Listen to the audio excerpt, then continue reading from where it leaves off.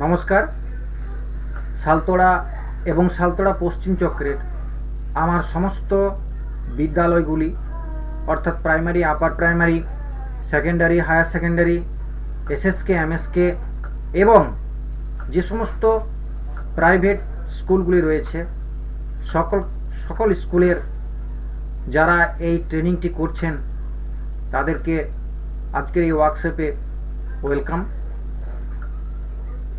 আমাদের মাননীয় অবর বিদ্যালয় পরিদর্শক মহাশয় এবং সালতোড়া চক্রের মাননীয়া অবর বিদ্যালয় পরিদর্শক মহাশয়ার অনুমতিক্রমে আপনাদের সুবিধার্থে আজকের এই ইউডাইস প্লাসের এই ভিডিওটা আমি আপনাদের জন্য বানিয়েছি।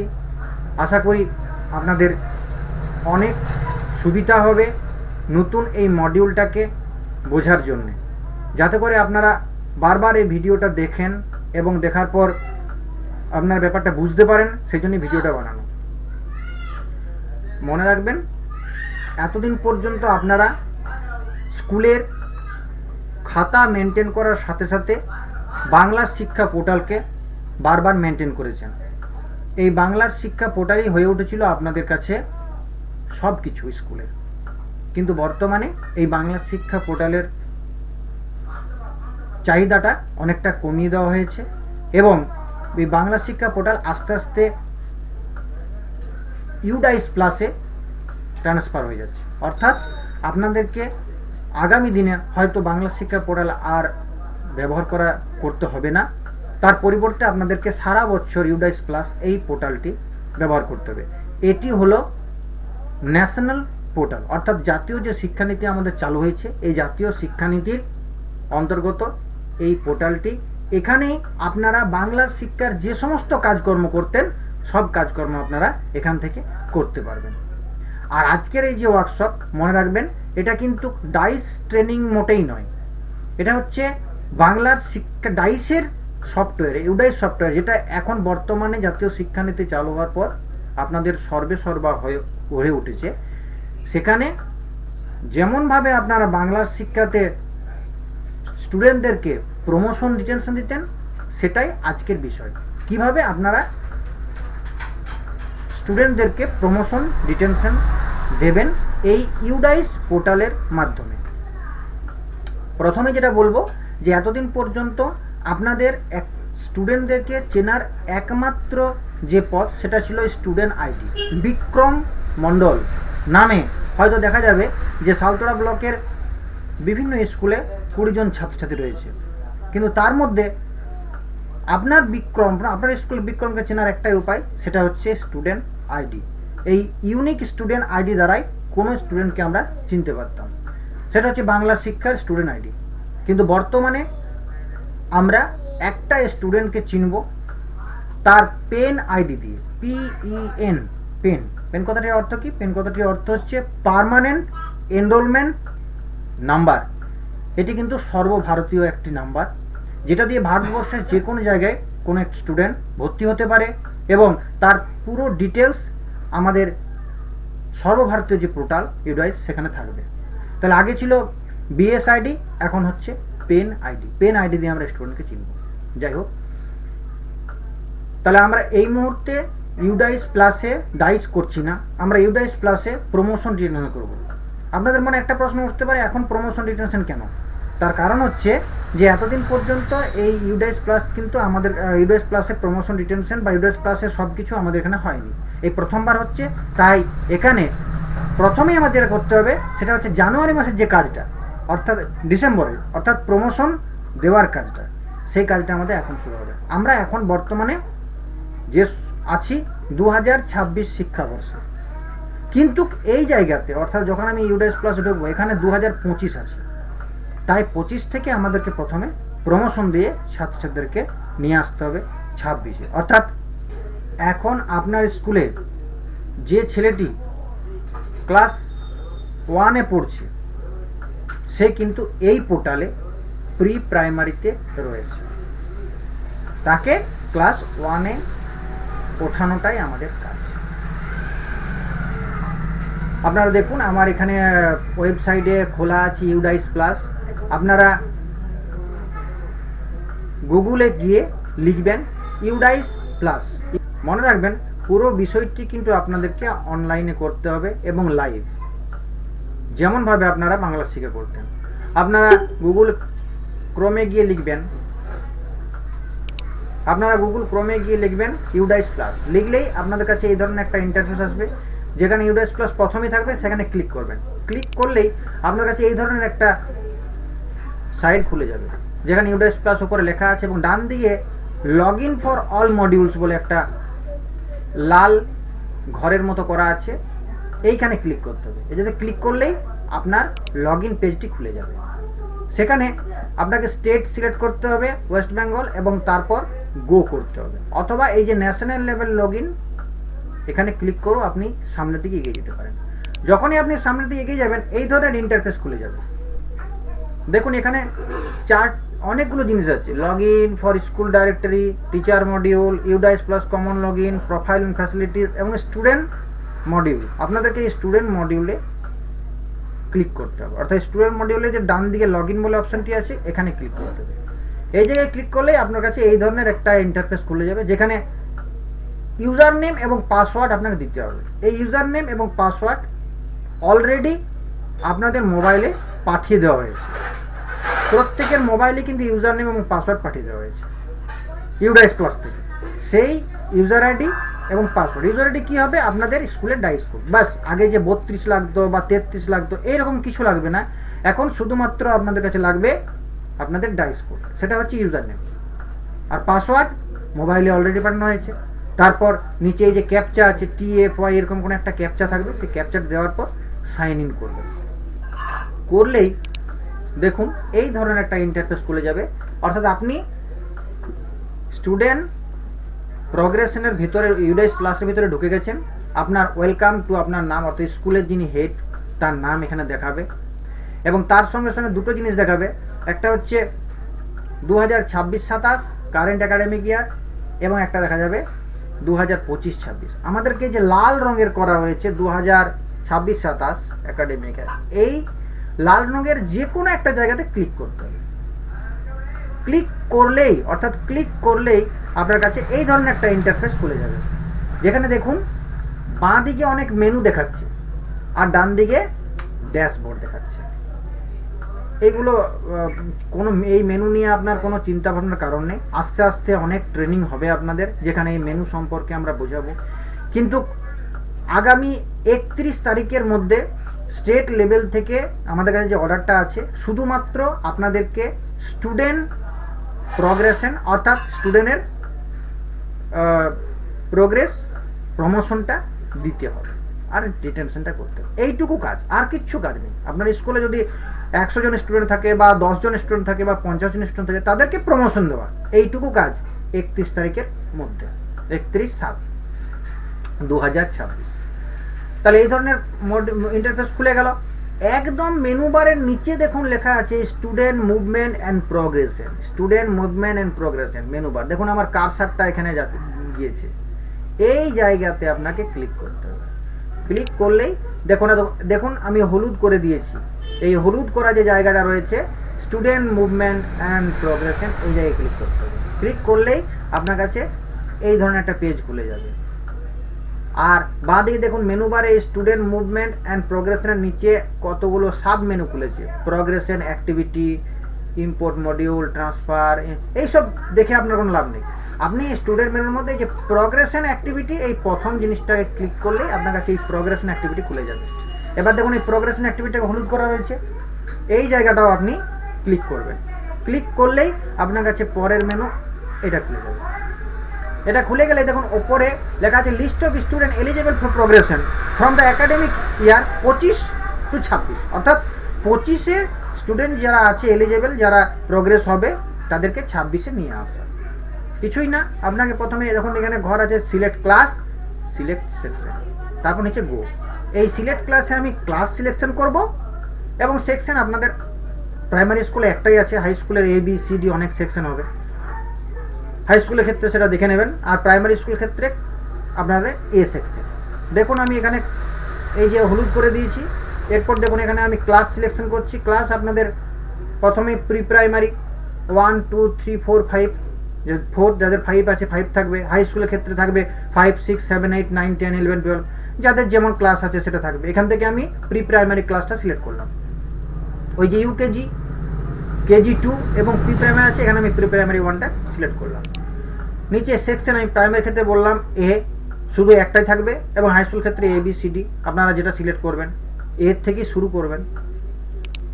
এবার আমি গো অপশানে ক্লিক করবো। এই যে গো অপশানে ক্লিক করার সঙ্গে সঙ্গে আমার কাছে এই ধরনের স্টুডেন্ট গুলো চলে আসবে। মনে রাখবেন এই স্টুডেন্টগুলো প্রি প্রাইমারির এই সাইডে দেখাচ্ছে। আপনার কাছে কিন্তু এই স্টুডেন্টটা ক্লাস 1-এ উঠে গেছে, তাহলে আপনার খাতাতে উঠে গেছে, এখানে ওকে ক্লাস 1-এ উঠাতে হবে। আপনার খাতাতে ক্লাস 1-এ উঠে গেছে, একে এই মুহূর্তে আপনাকে 1-এ উঠাতে হবে। ঠিক আছে, আমরা এখানে দেখুন পরপর এই যে প্রথমে দেখাচ্ছে স্টুডেন্ট বেসিক ডিটেলস, তারপর দেখুন প্রোগ্রেশন স্ট্যাটাস, এবং তারপরে এই দেখুন পরপর ঘর আছে eligible, promotion, class status, progression, এগুলো একটা বোঝাচ্ছি আপনাদেরকে। প্রথমে আপনাদের স্টুডেন্ট ডিটেলসটা দেখে নেবেন, স্টুডেন্ট নাম, পেন নাম্বার, সব কিছু এখানে থাকবে। তারপর দেখুন এখানে দ্বিতীয় ঘরে প্রোগ্রেশন স্ট্যাটাস,